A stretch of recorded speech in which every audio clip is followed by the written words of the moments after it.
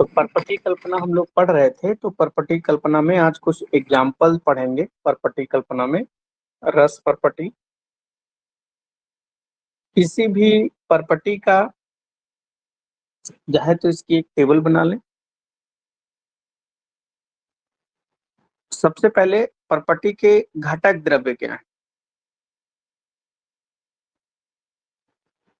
मतलब इसमें क्या क्या चीजें पड़ी हुई हैं, और दूसरा उनका प्रयोग कहाँ करेंगे।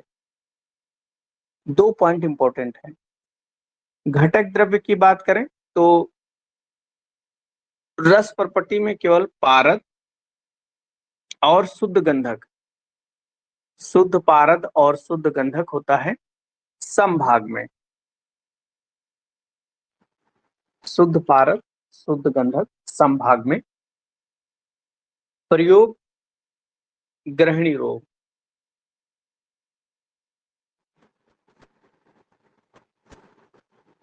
जितनी भी परपटियां हैं मुख्य रूप से उनका प्रयोग हम ग्रहणी रोग में ही करते हैं, जो अलग को मैं लिखा दूंगा।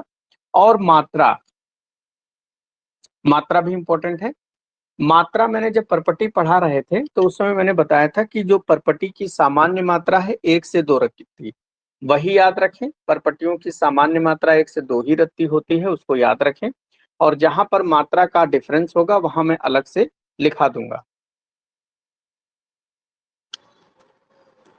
नेक्स्ट है स्वर्ण परपटी। जैसा कि इसका नाम है स्वर्ण, तो इसमें सोना पड़ा होगा। पारद है, गंधक है, दोनों 4 भाग होंगे। और स्वर्ण भस्म 1 भाग होगा। प्रयोग कहाँ करेंगे तो संग्रहणी में। 1 रत्ती, 1 से 2 रत्ती प्रयोग करते हैं।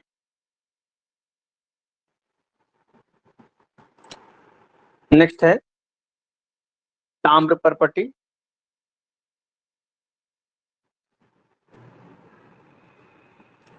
ताम्र परपटी में ताम्र पड़ा होता है। देखिए परपटी कल्पना में जैसे पीछे बताए थे कज्जली, पहले कज्जली बनाते हैं फिर उसको पिघलाते हैं फिर अन्य द्रव्य उसमें डालते हैं। तो कज्जली कैसे बनती है, पारद और गंधक से बनती है। तो सभी परपटियों में पारद और गंधक तो होगा। जैसे यहां पर अगर देखा जाए तो शुद्ध पारद, शुद्ध गंधक और ताम्र, ताम्र भस्म, ये तीनों क्या है, 3-3 भाग। तीनों क्या है, 3-3 भाग है। इसमें एक इंपॉर्टेंट चीज है, एक विष पड़ा है शुद्ध वत्सनाभ, 1 भाग है। वत्सनाभ क्या होता है, विष द्रव्य होता है, 1 भाग है। प्रयोग ताम्र परपटी का भी हम लोग संग्रहणी रोग में करते हैं। नेक्स्ट सबसे इंपॉर्टेंट परपटी है पंचामृत परपटी।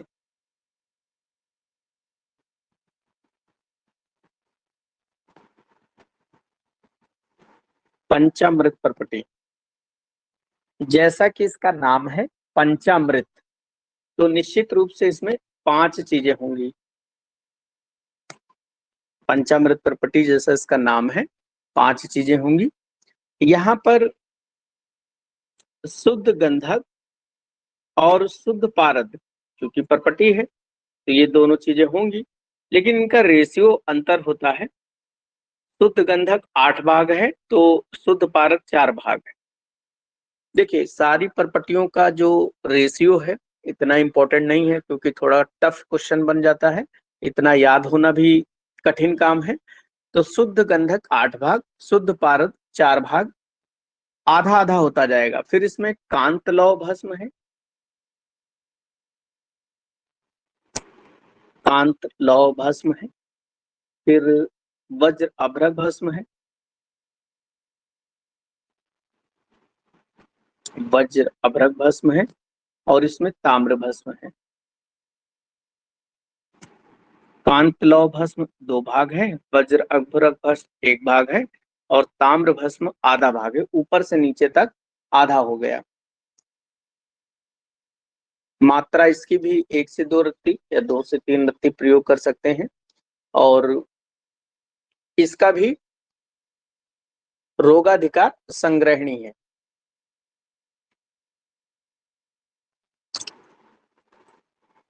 ये तो हमें अभी तक जो मैंने बात किया था, ये सारी प्रॉपर्टियों में पारद गंधक पड़ा हुआ है।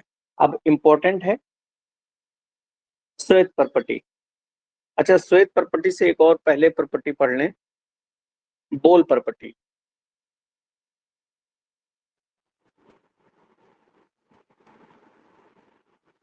बोल प्रॉपर्टी में शुद्ध पारद 1 भाग, शुद्ध गंधक 1 भाग,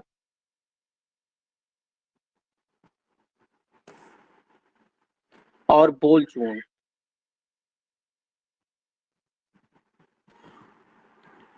2 भाग। शुद्ध पारद, शुद्ध गंधक 1-1 भाग, बोल चूर्ण 2 भाग।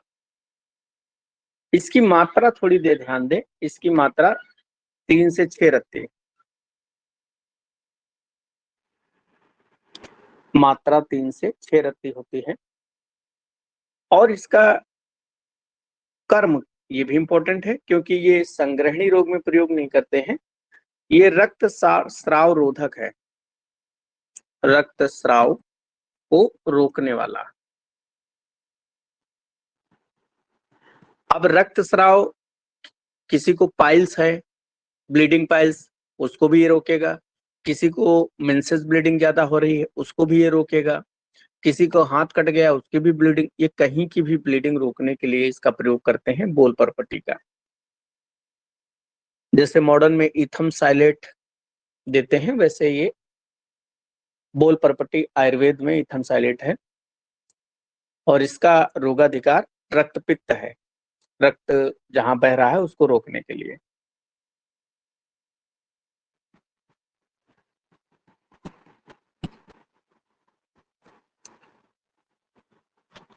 नेक्स्ट, श्वेत प्रॉपर्टी इंपॉर्टेंट है।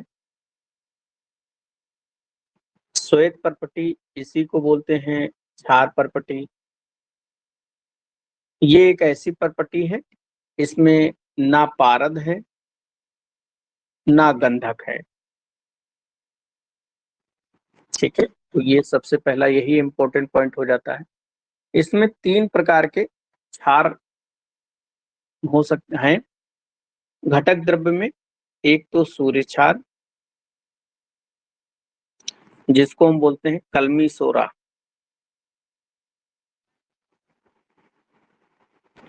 दूसरा होता है इसमें फिटकरी, स्फटिका यानी कि फिटकरी। तीसरा होता है नौसादर, नौसादर।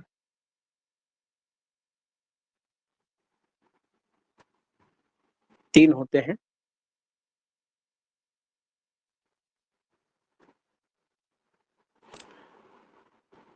इसका जो रेशियो होता है, सूर्य सार जैसे 1 भाग है तो स्फटिका 1/8 भाग हो जाती है और नौसादर 1/16 भाग होती है।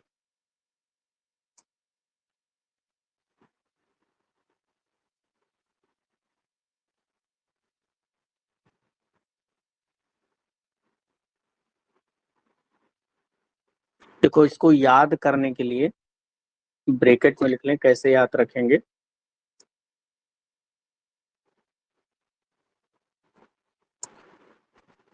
श्वेत सूर्य, श्वेत सूर्य नया से, श्वेत सूर्य नया से, श्वेत प्रपटी सूर्य से सूर्य, नया से नौसादर और से स्फटिका।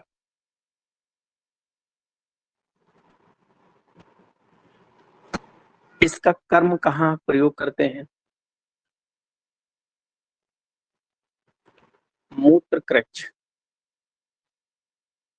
जिसको आप लोग बोलते हैं यूटीआई। यूटीआई यानी कि यूराइनरी ट्रैक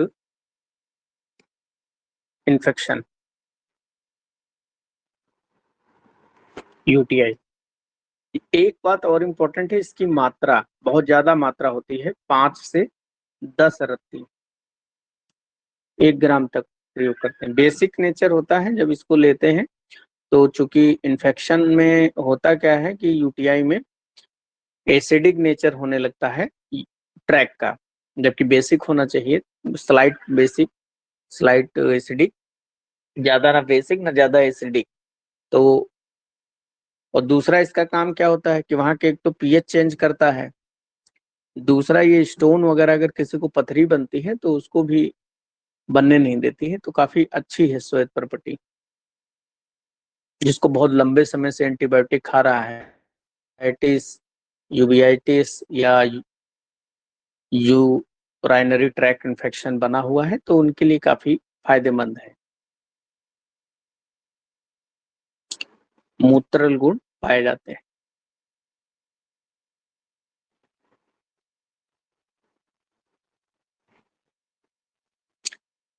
नेक्स्ट लिखें, ये तो रही बात परपटी की। नेक्स्ट लिखें मुग्ध रस। मुग्ध रस बच्चों की दवा है। इसमें शुद्ध पारद 1 भाग, शुद्ध खटिका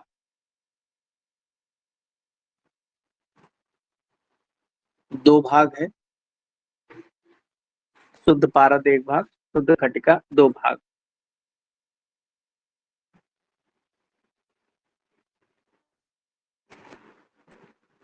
बच्चों में प्रयोग करते हैं मुख्य रूप से। अतिसार हो बच्चों में, यानी कि डायरिया हो जाए, या फिर उल्टी हो, या सिफिलिस हो, सहज फिरंग। सहज फिरंग बोलते हैं सिफिलिस, एक गुह्य प्रदेश यानी कि गुप्तांग की बीमारी है। 1 रत्ती की मात्रा इसके प्रयोग करते हैं। केवल इसके घटक याद रखें, मुग्ध द्रव्य में, मुग्ध रस में पारद और खटिका है।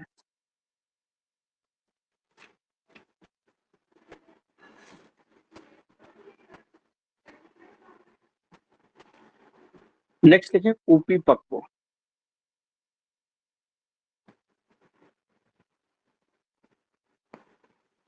कूपी में, कांच की कूपी में जो औषधियां बनाई जाती हैं उसे कूपी पक्व रसायन कहते हैं। और सबसे पहले जो है 13वीं शताब्दी में सर्वप्रथम 13वीं शताब्दी में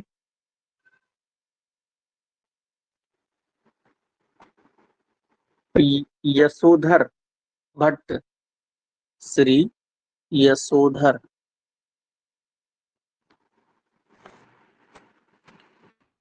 रस सिंदूर बनाने में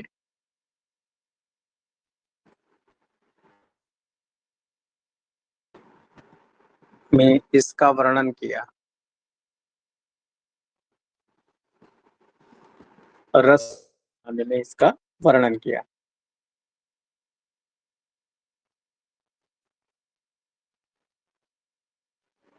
तो ये कूपी पक्व है, और इसमें बताया था कि कांच की कूपी वगैरह होती है तो उसमें औषधि भरकर पकाई जाती है।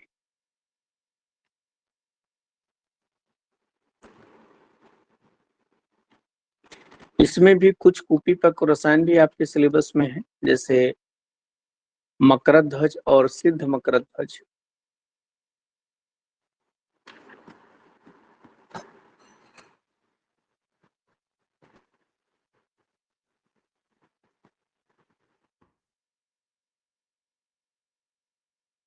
ध्वज, मकरध्वज ध्वज रस में इसमें सोना पड़ा होता है, स्वर्ण पत्र, अष्ट संस्कारित पारद,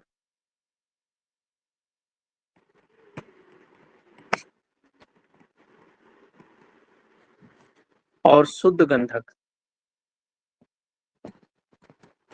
यहाँ पर जो अनुपात होता है, जैसे स्वर्ण पत्र 1 भाग है,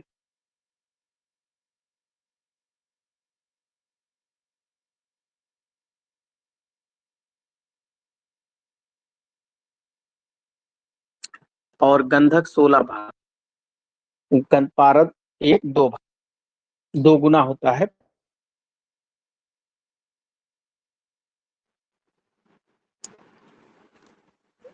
फिर इसमें भावना देते हैं, मतलब इसको किससे देंगे भावना? घृत कुमारी स्वरस,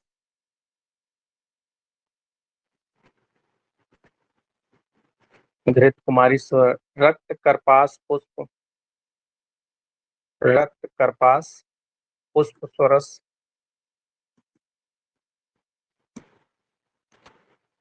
या फिर वटांकुर स्वरस। वट मतलब बरगद, अंकुर का मतलब उसकी जो नई पत्ती आती है, उस बरगद की नई पत्ती लेकर उसका रस निकालकर उससे हम इसको भावना देते हैं।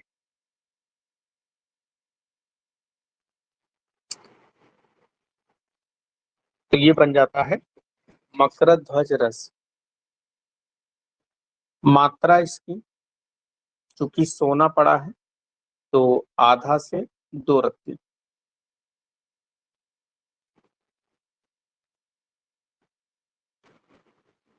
आधा से 2 रत्ती। कर्म इसका क्या है? तो बाजीकरण है, मैथुन शक्ति बढ़ाने वाला, बाजीकरण। इसके अलावा ओज को भी बढ़ाता है, क्योंकि सोना पड़ा है इसलिए इम्यूनिटी को भी बढ़ाएगा, स्मरण शक्ति को भी बढ़ाएगा।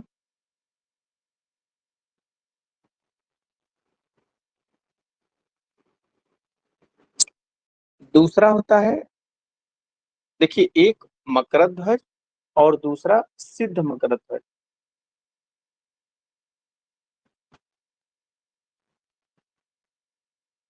दोनों में क्या अंतर होता है?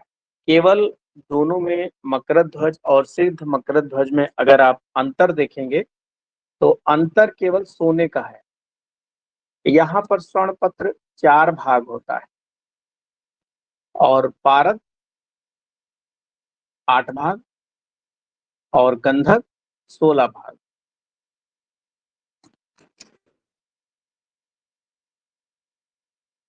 देख लें कि केवल मकरध्वज ध्वज में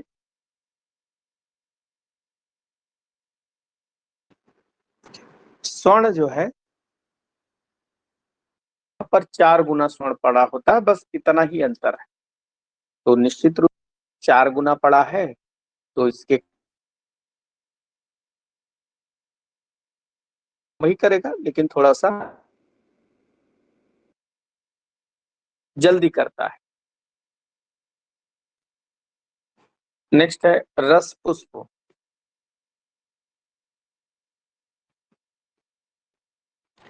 रस पुष्प में घटक द्रव्य शुद्ध पारक,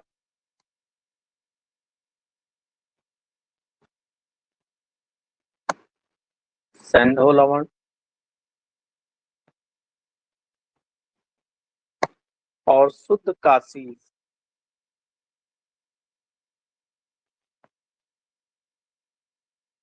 तीनों समान भाग में होते हैं।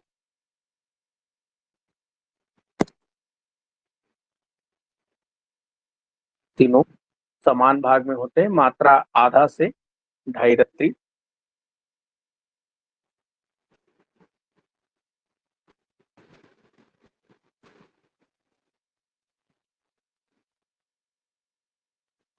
और इसका कर्म क्या है? तो मुख्य कर्म है पित्तहर। पित्तहर यानी कि अगर उसके लीवर में बाइल सिक्रीशन नहीं हो रहा है तो उस बाइल सिक्रीशन को, अगर कहीं ऑब्स्ट्रक्शन है तो उसको निकालता है। पित्तहर और मूत्रल भी है।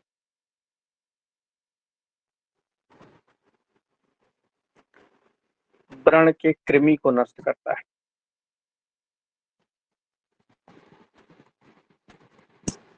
अगर व्रण में यानी अल्सर में अगर कीड़े पड़ गए हों या फिर उसमें पस पड़ गया हो तो उसको नष्ट करता है।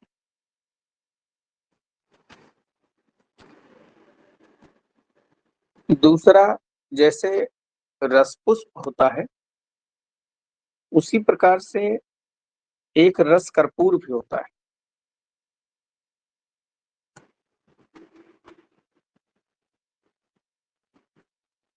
रस कर्पूर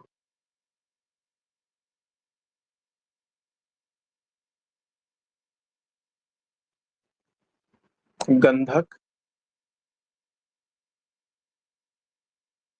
अम्ल होता है। गंधक अम्ल और सैंधो लवण।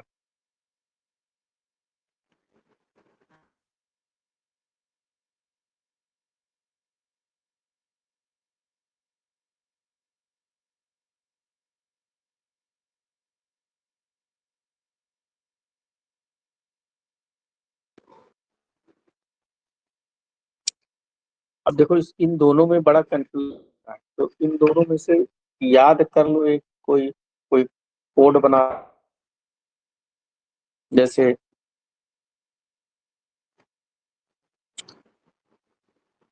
कपूर साहब के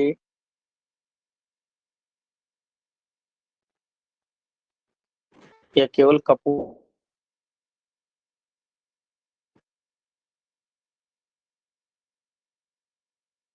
के पारद गंधक अम्ल से गंधक अम्ल से सैंधोपिया कर्पूर के पारद ने गंध याद रखो।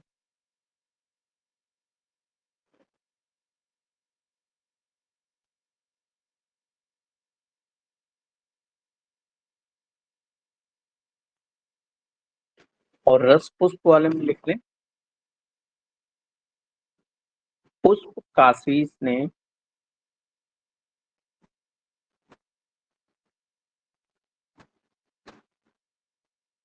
पुष्प काशीस ने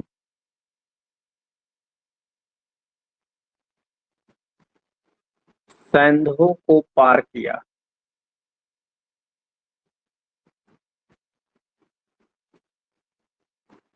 पुष्प काशीस ने सैंधो को पार किया। तो पुष्प से रस पुष्प, काशी से काशी, सैंधो से सैंधो और पार से पार। तो ये कोड बनाकर याद रखें क्योंकि दोनों में बहुत कंफ्यूजन होता है।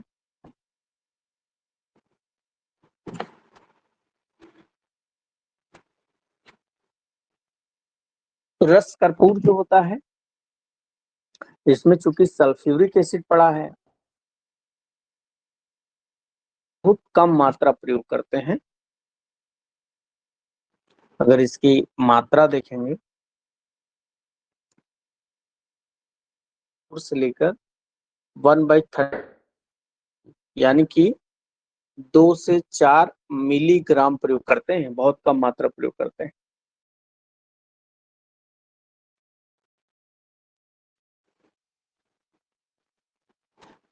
और इसका कर्म होता है कृमिनाशक। कृमिनाशक कृमियां कहीं भी पड़ जाएं, फिरंग वगैरह में किसी भी रोग में पड़ जाएं तो उन सब की जगह इसका प्रयोग करते हैं रस कर्पूर।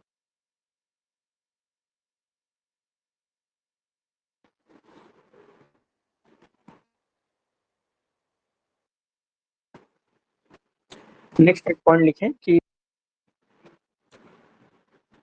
पारद या ये लिखे पारद को बंद करने के लिए या पारद की चंचलता लिख लें। पारद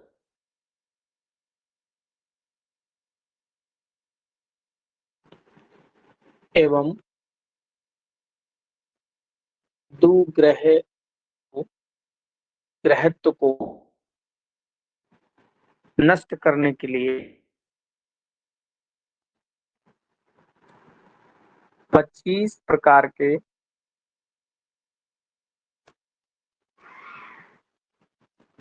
रसबंध होते हैं।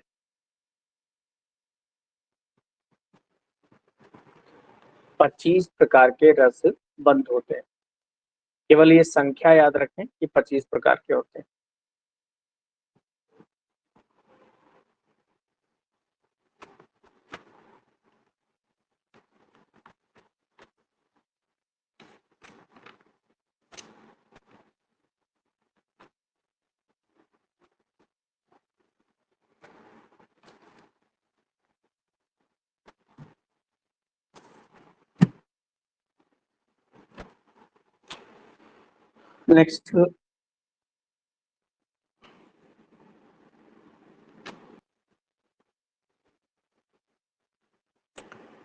नेक्स्ट हम लोग बात करेंगे अब धातुओं के बारे में।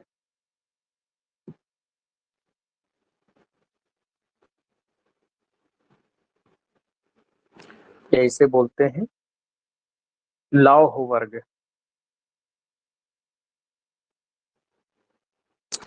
देखिए, धातुओं का ग्रह से भी संबंध बताया गया। पहले एक टेबल बना लेंगे। एक तरफ लिखेंगे धातु, दूसरे नंबर में लिखेंगे ग्रह से संबंध, तीसरे में लिखेंगे धातु का कलर क्या है, वर्ण क्या है, और जब उसको अग्नि पर तपाएंगे तो अग्नि में क्षय कितना हो जाएगा अगर अग्नि पर उसको तपाया जाए, और अग्नि पर जब जलाएंगे तो किस कलर की वो जलेगी, ज्वाला परीक्षा इसे कहते हैं।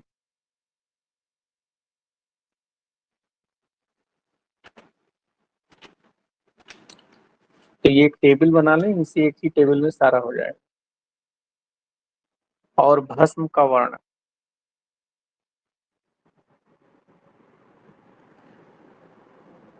और मात्रा भी लिखना है।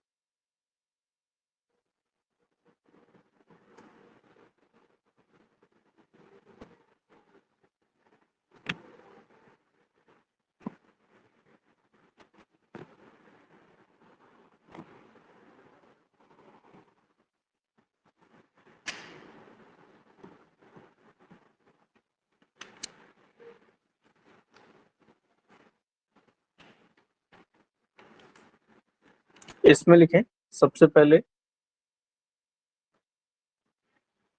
स्वर्ण धातु,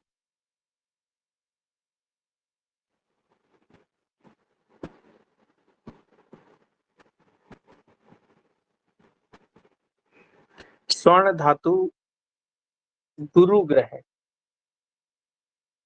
गुरु ग्रह यानी कि बृहस्पति से संबंधित होती है। और स्वर्ण धातु का कलर जैसे सोना सभी ने देखा होगा, पीत वर्ण का होता, पीले रंग का सोना हल्का सा होता है। और सोना जो है अग्नि में क्षय नहीं होता, 0%, अग्नि में क्षय नहीं होता। और अग्नि में जब इसको जलाया जाता है तो ज्वाला जो निकलती है पीत वर्ण की, पीले रंग की ज्वाला निकलती है। और जब सोने की भस्म बनाई जाती है, स्वर्ण भस्म, तो स्वर्ण भस्म भी एकदम चमकदार ही बनती है, चंपक वर्ण। चंपक यानी कि पीले रंग की जो गैरिक होती है, चंपक वर्ण की गैरिक वर्ण की बनती है। स्वर्ण भस्म की मात्रा 1 रत्ती। दूसरा रजत,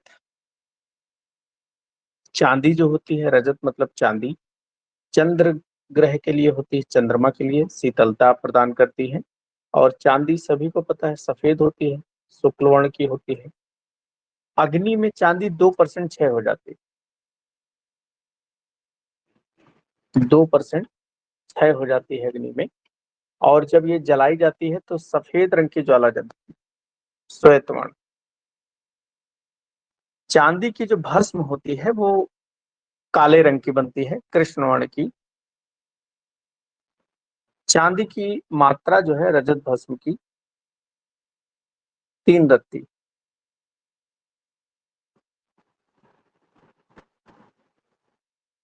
मात्रा होती है। तीसरा,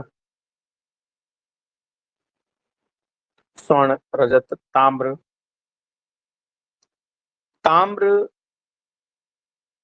सूर्य भगवान के लिए, सूर्य ग्रह के लिए होती है। और तांबा जो होता है वो रक्त वर्ण का होता है। तांबा रक्त वर्ण का होता है। अग्नि में तांबे की 5% क्षय हो जाता है। ज्वाला देखेंगे तो नील वर्ण की ज्वाला के साथ में, नीले रंग की ज्वाला ज्वाला के साथ में जलता है। और तांबे की जो भस्म बनती है वो भी कृष्ण वर्ण की बनती है, काले रंग की। तांबे की मात्रा 2 रत्ती। नंबर 4, स्वर्ण, रजत, ताम्र, लौह। लौह, वैसे तो लौह में दो होते हैं, एक कांत लौह और एक कांस्य तीक्ष्ण लौह। कांत लौह और तीक्ष्ण लौह। यहाँ पर हम बात करेंगे तीक्ष्ण लौह के बारे में। और ये तीक्ष्ण लौह जो है शनि भगवान, जैसे आप लोग देखे होंगे ना मंदिरों के बाहर शनिवार के दिन तेल सरसों का और उसमें थोड़ा सा लोहा डाल के लोग कहते हैं शनि भगवान के लिए दान करिए। तो लोहा लौह है वो, शनि ग्रह से इसका संबंध होता है। और इसका वर्ण देखेंगे तो लोहा कैसा होता है, काला होता है, कृष्ण वर्ण का होता है। अग्नि में अगर इसका क्षय देखेंगे कि कितने परसेंट लोहा क्षय हो जाता है, तो 10% के करीब में इसका क्षय हो जाता है। लोहा जब जलता है तो कृष्ण वर्ण की ज्वाला के साथ जलता है। और जब भस्म बनते हैं तो एकदम जामुन की तरह पक्व जम्बू फल। जामुन आपने देखा होगा, नीला, गहरा नीला रंग का होता है। तो पक्व जम्बू फल के समान इसकी भस्म बन के तैयार होती है। मात्रा 2 रत्ती।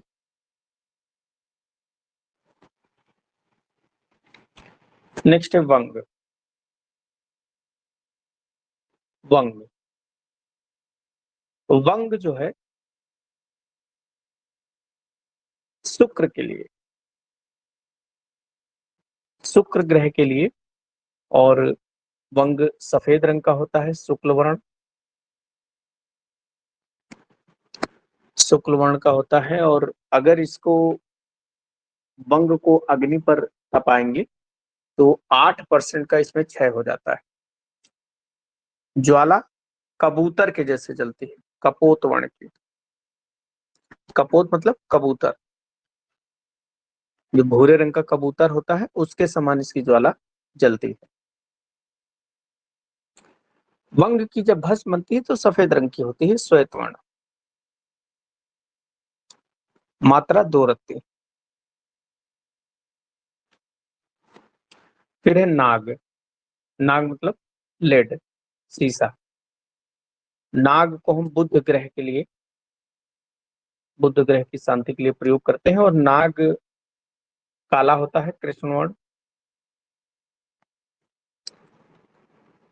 नाग कृष्ण वर्ण होता है। और ये भी अग्नि में इसका क्षय 8% का होता है। जितना वंग होता है उतना ही नाग होता है। और ज्वाला में जब इसका जलाते हैं तो धुएं के जैसे, धूम्रवर्ण। और इसकी भी भस्म देखी जाए नाग की तो कबूतर के समान, कपोत वर्ण की। मात्रा 2 रत्ती।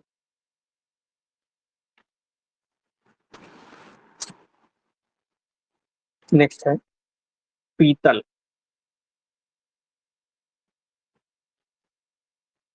पित्तल मंगल ग्रह के लिए।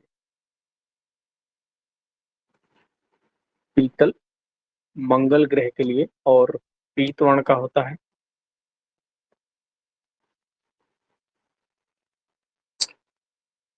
अग्नि में इसका कितना क्षय होगा इसके बारे में वर्णन नहीं है। याज्ञवल्क्य जी ने बताया था कि कितना क्षय होता, लेकिन इसका कोई परसेंटेज इन्होंने नहीं बताया। ज्वाला परीक्षा में अगर देखें तो पीतल का ज्वाला परीक्षण का भी वर्णन नहीं है।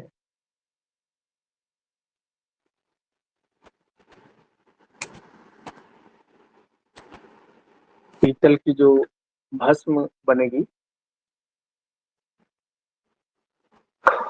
मात्रा उसकी 2 रत्ती रखेंगे और पीत वर्ण की ही भस्म बनकर इसकी तैयार होती है।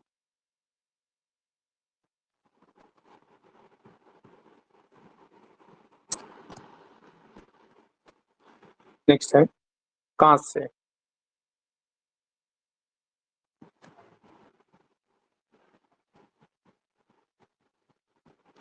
कांच से ब्रॉन्ज मेटल। राहु ग्रह के प्रयोग करते हैं और ये कांच से श्वेत वर्ण की होती है। अग्नि में कितना परसेंट क्षय होगा इसके बारे में नहीं बताया गया है। और कांच से धूसर वर्ण की भस्म बनती है। धूसर वर्ण की इसकी भस्म बनकर तैयार होती है और इसकी ज्वाला परीक्षा का वर्णन भी नहीं है। मात्रा सेम 2 रत्ती।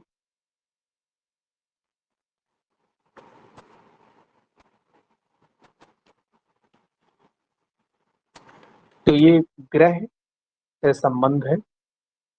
नेक्स्ट लिख लें एक कांत लौ। कांत लौह जो है ये केतु ग्रह के साथ में, कांत लौह केतु ग्रह के साथ में, और इसका वर्ण वगैरह नहीं है, अग्नि में परीक्षा भी नहीं है और धूम्र वर्ण के ज्वाला के साथ जलता है। धूम्र वर्ण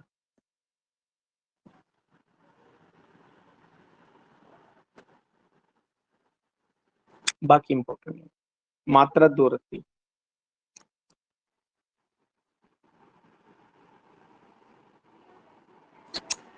तो ये विभिन्न प्रकार की धातु और उसका ग्रहों से क्या संबंध होगा, फिर उनका कलर कैसा होगा, फिर वो किस प्रकार से आग में जलती हैं, उनका वर्ण कैसा होगा भस्म का, और उनकी मात्रा कितनी होगी। तो ये टेबल में काफी चीजें कवर हो गई।